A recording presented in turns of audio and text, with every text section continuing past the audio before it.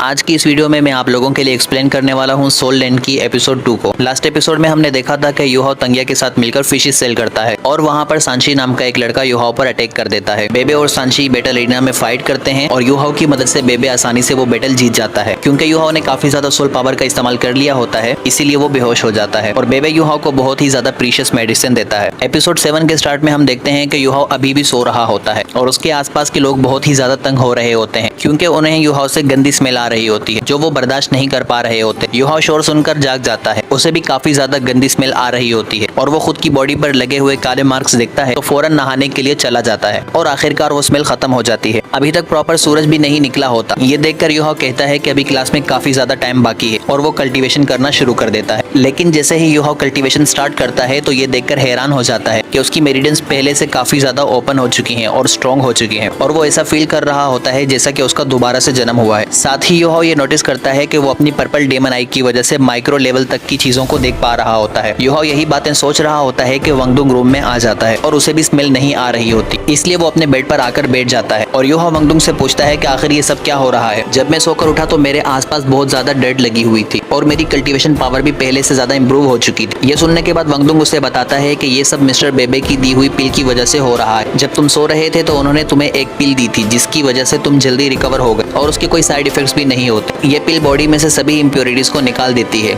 इसीलिए तुम्हारी बॉडी पर वो डर्ट की लेयर बन गई थी और यही वजह है वो गंदी स्मेल आने की भी, इसीलिए मुझे भी अपना रूम छोड़कर जाना पड़ा। इसके बाद वंगडुंग कहता है कि तुम्हारी वजह से आज जो मुझे तकलीफ हुई, तुम्हें मुझे ब्रेकफास्ट के 2 पोर्शन खिलाना होंगे। जिस पर युहाओ उसकी तरफ बढ़ते हुए कहता है कि मैं तुम्हें 2 नहीं 4 पोर्शन खिलाऊंगा ताकि तुम मोटे होकर पिग बन जाओ। जिस पर ये दोनों फिर से आपस में लड़ना शुरू कर देते हैं। इसके बाद ये दोनों ब्रेकफास्ट करते हैं और फिर साइकिल पर चलते हुए लेक के किनारे पर आ जाते हैं, जहाँ बैठने के बाद युहाओ कहता है कि ये बड़ी हैरानी की बात है कि हम अपने सामने इनर एकेडमी को देख सकते हैं लेकिन वहाँ जा नहीं सकते। इवन तंगिया और बेबे जो हमसे काफी ज्यादा स्ट्रॉन्ग है वो भी इनर एकेडमी में नहीं जा सकते और युहाओ यही सोच रहा होता है कि इनर एकेडमी के स्टूडेंट्स कितने ज्यादा पावरफुल हैं। इसके बाद युहाओ कुछ नोटिस करता है और काफी ज्यादा हैरान हो जाता है। वंगडुंग उससे पूछता है कि तुम इतने हैरान क्यों हो रहे हो। युहाओ अपनी स्प्लिट आई का इस्तेमाल करते हुए बताता है कि कोई बहुत तेजी से लेक के ऊपर चलता हुआ आ रहा है। इस बात से वंगडुंग भी काफी ज्यादा सरप्राइज हो जाता है और वो कहता है कि यकीनन ये डिसिपल बहुत ही ज्यादा स्ट्रॉन्ग होगा जो मार्शल सोल का इस्तेमाल किए बगैर पानी पर इतना तेज भाग सकता है। युहाओ नोटिस करता है कि वो डिसिपल उनकी तरफ ही बढ़ रही होती है और बहुत ही जल्द वो इनसे आकर टकराने वाली है। ये देखकर वंगडुंग और युहाओ हटने की कोशिश करते हैं लेकिन बहुत ज्यादा देर हो चुकी होती है। वो इनर डिसिपल इन दोनों पर हमला कर देती है। वंगडुंग अपने बटरफ्लाई विंग का इस्तेमाल करके युहाओ को लेकर भागने की कोशिश करता है लेकिन चारों तरफ आग लगे होने की वजह से वो निकल नहीं पाता और वो लड़की उन पर फिर से हमला कर देती है। युहाओ और वंगडुंग बेहोश होकर गिर जाते हैं। ये खतरा स्काईड्रीम महसूस कर लेता है और फिर वो युहाओ की बॉडी को कंट्रोल कर लेता है और सिर्फ अपनी एक ही फिंगर से इतनी आइस को क्रिएट कर लेता है कि आसपास की सभी आग बर्फ बन जाती है और वो लड़की भी आइस में फ्रीज हो जाती है और पानी में गिर जाती है। स्काईड्रीम उनकी तरफ एल्डर्स को बढ़ते हुए महसूस कर लेता है और युहाओ की बॉडी से चला जाता है जिसकी वजह से युहाओ अगेन बेहोश हो जाता है। स्काईड्रीम ने जब युहाओ की बॉडी को कंट्रोल किया था तो वो ये नोटिस कर लेता है कि युहाओ की बॉडी पहले से काफी ज्यादा इंप्रूव हो चुकी है जिसकी वजह से वो 10 सील जो स्काईड्रीम ने अपनी सोल रिंग की पावर को सील करने के लिए लगाई थी उसमें से एक सील की हाफ पावर को अनसील कर देता है। तभी हम देखते हैं कि 2 एल्डर्स कुछ लोगों के साथ वहाँ पर पहुंच जाते हैं जिनमें से एक अकेडमी का प्रिंसिपल भी होता है। ये देखकर वो काफी ज्यादा परेशान हो जाते हैं कि 2 स्टूडेंट बेहोश हो चुके हैं लेकिन चेक करने के बाद प्रिंसिपल बताते हैं कि ये दोनों सिर्फ बेहोश हुए हैं, कोई सीरियस इंजरी नहीं आई है। वो अपने 2 साथियों को ज़ियाओताओ को ढूंढने के लिए कह देते हैं और ग्रीन रोब में मौजूद एक एल्डर को बोलते हैं कि इन दोनों को हील कर दें। वो एल्डर अपनी मार्शल सोल का इस्तेमाल करते हैं और उन दोनों को हील कर देते हैं। उनकी मार्शल सोल एक ट्री होती है। इतनी देर में वो 2 एल्डर्स ज़ियाओताओ को पानी से निकालकर बाहर ले आते हैं। प्रिंसिपल भी काफी ज्यादा हैरान होता है कि इन 2 बच्चों ने आखिर इतनी पावरफुल डिसिपल को कैसे हरा दिया। वो ज़ियाओताओ को हील करके वापस जाने लगते हैं। युहाओ की स्पिरिचुअल सी में स्काईड्रीम उसे डांट रहा होता है, यहाँ तुम्हारी जान भी जा सकती थी अगर मैं टाइम पर तुम्हारी बॉडी को कंट्रोल नहीं करता तो। क्या तुम जानते भी हो उस लड़की के पास फिनिक्स की पावर थी, अगर मैं वक्त पर तुम्हारी बॉडी को कंट्रोल नहीं करता तो तुम जलकर मर चुके होते। इसके बाद स्काईड्रीम कहता है कि चाहे उसकी मार्शल सोल कितनी ही पावरफुल क्यों ना हो वो मेरी एक फिंगर के सामने भी टिक नहीं सकती। मैं चाहता तो उसे मार भी सकता था। फिर स्काईड्रीम बताता है कि युहाओ की बॉडी काफी ज्यादा स्ट्रॉन्ग हो चुकी है, अगर वो इसी तरह प्रोग्रेस करता रहा तो बहुत ही जल्द वो अपनी पहली सील की पावर को यूज कर पाएगा। और स्काईड्रीम को काफी ज्यादा नींद आई हुई होती है और वो सोने के लिए चला जाता है। युहाओ उससे भी काफी ज्यादा बातें करना चाहता होता है लेकिन स्काईड्रीम जाकर सो जाता है। नेक्स्ट सीन में हम देखते हैं कि ज़ियाओताओ अभी भी बेहोश होती है। उसके माइंड में वही सीन रिपीट हो रहा होता है जहां युहाओ ने एक ही फिंगर का इस्तेमाल करते हुए उसे हरा दिया था और फिर ज़ियाओताओ को भी होश आ जाता है। प्रिंसिपल उससे कहते हैं कि तुमने मुझे बताया क्यों नहीं कि ये पावर तुमसे कंट्रोल नहीं हो रही है। जियाओताओ कहती है कि मुझे लगा था कि ये इतना सीरियस मैटर नहीं है, मैं उसे कंट्रोल कर सकती हूँ। हेडमास्टर उसे कहते हैं कि तुम्हारी इस गलती की वजह से 2 डिसिपल्स की जान जाने वाली थी। सुनकर जियाओताओ रोने लग जाती है। थोड़ी देर के बाद वो पूछती है कि वो लड़का कौन था जिसने मेरी पावर्स का सामना किया। हेडमास्टर कहता है कि उस लड़के के बारे में मैं सिर्फ इतना कह सकता हूँ कि उसकी martial soul extreme ice attribute की होगी, तभी वो तुम्हारी फायर का मुकाबला कर पाया। ये सुनकर जियाओताओ कहती है कि जरूर वो किसी बड़ी फैमिली से बिलोंग करता होगा। जिस पर हेडमास्टर कहते हैं कि मैंने इन्वेस्टिगेट करवाया था, उनमें से एक लड़का युहाओ यतीम है और तंगसेक का एक नॉर्मल सा डिसेबल है, जबकि दूसरा लड़का वांगडुंग काफी ज्यादा अमीर फैमिली से बिलोंग करता है, लेकिन वो दोनों ही इतने पावरफुल नहीं है कि तुम्हारी फायर का मुकाबला कर सके। मैं भी नहीं जानता कि आखिर वहाँ पर हुआ क्या था। युहाओ और वांगडुंग को ग्रीन एल्डर एक सोल रिजोविनेशन पिल देते हैं और कहते हैं कि आज यहाँ पर जो कुछ भी हुआ इसका जिक्र किसी से मत करना, और इसके बाद वो चले जाते हैं। युहाओ पिल के बारे में कुछ भी नहीं जानता होता, जबकि वांगडुंग बहुत ही ज्यादा खुश हो रहा होता है क्योंकि ये पिल बहुत ही ज्यादा कीमती होती है। वांगडुंग बताता है कि ये पिल उस मेडिसिन से भी ज्यादा महंगी है जो युहाओ ने खाई थी, और मुझे यकीन नहीं आ रहा कि एल्डर ने हमें इतनी कीमती पिल दी है। इसके बाद ये दोनों अपने रूम की तरफ जा रहे होते हैं कि रास्ते में इन्हें तंगिया मिल जाती है और वो युहाओ को कहती है कि तुम्हें फिर से वो फिशेस सेल करनी चाहिए, और इस बार मैं खुद इस बात का ख्याल रखूंगी कि कोई तुम्हें तंग ना कर सके। और फिर वो उसे एक और जवान पिल देती है और कहती है कि ये पिल बेबे ने दी है, जिसे देखकर वांगडुंग सोच रहा होता है कि तंगसेक के लोग कितने अच्छे हैं, उन्होंने 2 बार युहाओ को इतनी महंगी पिल दी है। और फिर वो तंगिया से कहता है कि मुझे भी तंगसेक ज्वाइन करना है, तुमने इस बारे में क्या सोचा? जिस पर तंगिया बताती है कि मैंने ये मामला बेबे के साथ डिस्कस किया है, अगर वांगडुंग फ्रेशमैन एग्जाम पास कर लेता है और उसमें फर्स्ट पोजीशन को अचीव करता है तो वो तंगसेक को ज्वाइन कर सकता है। वांगडुंग तंगिया से कहता है कि उसे ये डील मंजूर है क्योंकि उसे अपने ऊपर बहुत ही ज्यादा कॉन्फिडेंस होता है, और युहाओ को बोलता है कि तुम क्योंकि मेरे रूममेट हो तो मैं तुम्हारे बिजनेस में तुम्हारी मदद करूंगा, लेकिन मुझे तुमने सबसे अच्छी फिश बनाकर देनी है। युहाओ कहता है कि मैं तुम्हें फ्री में ही फिश बनाकर दे दूंगा। वांगडुंग युहाओ को कहता है कि हमारी दोस्ती एक अलग बात है, लेकिन बिजनेस एक अलग बात, मैं तुम्हें उसके पैसे जरूर दूंगा। फिश कार पहुंचने के बाद पता चलता है कि वहाँ कस्टमर्स की एक बड़ी लाइन लगी हुई होती है और सांशी उस लाइन में सबसे आगे खड़ा हुआ होता है, जिसे देखकर तंगिया बोलती है कि क्या कल की मार तुम भूल चुके हो? अगर तुम चाहो तो मैं तुम्हारी फिर से पिटाई कर देती हूँ। जिस पर सांशी कहता है कि मैं यहाँ पर लड़ने के लिए नहीं आया हूँ, मुझे सिर्फ फिश खरीदनी है। युहाओ को भी वो हेलो करते हुए स्माइल करता है। सांशी 2 फिशेस खरीदकर जंगनन के पास आ जाता है और बोलता है कि ये फिश लेने के लिए मैंने किसी से फाइट नहीं की, बल्कि कई घंटों लाइन में खड़े होकर मैंने इसको हासिल किया है। कल मैंने गुस्सा किया था, लेकिन मैं ऐसा बिल्कुल भी नहीं हूँ। जंगनन कहती है कि मेरी लाइफ में इंटरफेयर करना बंद कर दो और तुम्हें मेरे लिए किसी से लड़ने की जरूरत भी नहीं है, और वो वहाँ से चली जाती है। सांशी यही सोच रहा होता है कि ये लड़की आखिर उससे अच्छे से बात क्यों नहीं करती, अगर उसे ये फिश नहीं खानी तो मैं खुद ही खा लेता हूँ। और फिर वो दोनों फिशेस को खुद ही खाने लग जाता है, जिसका टेस्ट उसे काफी ज्यादा पसंद आता है। रात में युहाओ अपने रूम में आ जाता है और वांगडुंग उसे सोल एलेक्सर के बारे में बताता है कि ये एलेक्सर सोल को रिफाइन करती है, और अगर कोई सोल मास्टर लेवल 20 पर है तो इसे खाने के बाद वो लेवल 21 पर जा सकता है। वांगडुंग के ये बताने के बाद वो दोनों अपने अपने बेड पर बैठकर वो पिल खा लेते हैं और उसे रिफाइन करने लग जाते हैं। उस एनर्जी को रिफाइन करने के बाद युहाओ आर्मर पहनकर ट्रेनिंग करने लग जाता है, और वो पढ़ाई में भी काफी ज्यादा मेहनती होता है। सबके साथ ट्रेनिंग करने के बाद वो रात में दोबारा से वही प्रैक्टिस किया करता होता है। सब टीचर्स भी उससे काफी ज्यादा इंप्रेस होते हैं। इसी तरह मेहनत करते हुए 3 महीने गुजर जाते हैं। सब कुछ अच्छा चल रहा होता है, और आज वो दिन आ जाता है जहाँ सभी स्टूडेंट को एक चॉइस मिलती है कि वो किस टाइप के सोल मास्टर बनना चाहते हैं। युहाओ हमेशा से ही कंट्रोल टाइप का सोल मास्टर बनना चाहता होता है और वो यही चूज कर लेता है, लेकिन वांगडुंग युहाओ के फॉर्म को देख लेता है और वो भी कंट्रोल टाइप को ही चूज कर लेता है, जबकि जियाओ जाओ ने यही टाइप चूज किया होता है और वो भी कंट्रोल टाइप सोल मास्टर बनना चाहता होता है। क्लास के खत्म होने पर मिस जाओ सोचती है कि क्या ये इत्तेफाक है कि इन तीनों ने एक ही डिपार्टमेंट चूज किया है, और वो इन तीनों को रोक लेती हैं, और इसी के साथ ये एपिसोड खत्म हो जाती है।